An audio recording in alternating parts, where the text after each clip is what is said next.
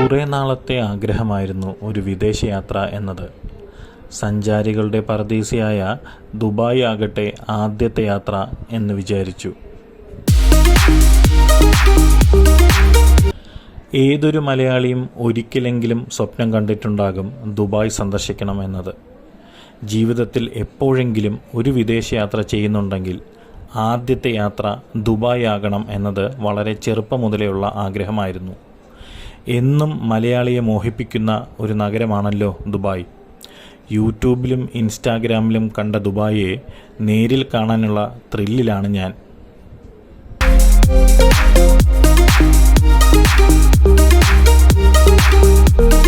മേഘങ്ങളെ കീറിമുറിച്ചുകൊണ്ടുള്ള വിമാനത്തിൻ്റെ യാത്ര തുടരുകയാണ്. സ്കൂളിൽ പഠിക്കുമ്പോൾ മുതൽ മേഘം ഒരു വലിയ അത്ഭുതമാണ്. മേഘത്തെ തൊടാൻ പറ്റുമോ, അതിൽ ചവിട്ടി നിൽക്കാൻ പറ്റുമോ, ഇങ്ങനെയൊക്കെ നമ്മളെല്ലാവരും ഒരിക്കലെങ്കിലും വിചാരിച്ചിട്ടുണ്ടാവും. വിമാനയാത്ര ചെയ്യുമ്പോൾ നമുക്ക് മേഘങ്ങളെ കൃത്യമായി അടുത്ത് കാണാൻ സാധിക്കും. ആദ്യമായി മേഘങ്ങളെപ്പറ്റി പഠിക്കുന്നതും വായിക്കുന്നതും സ്കൂളിൽ പഠിക്കുമ്പോഴാണ്.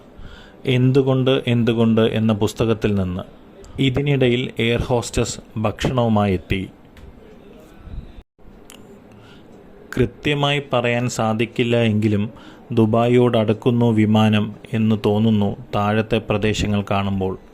മേഘങ്ങൾ വഴിമാറി പുതിയ കാഴ്ചകൾക്കായി കാത്തിരിക്കുകയാണ് ഞാൻ.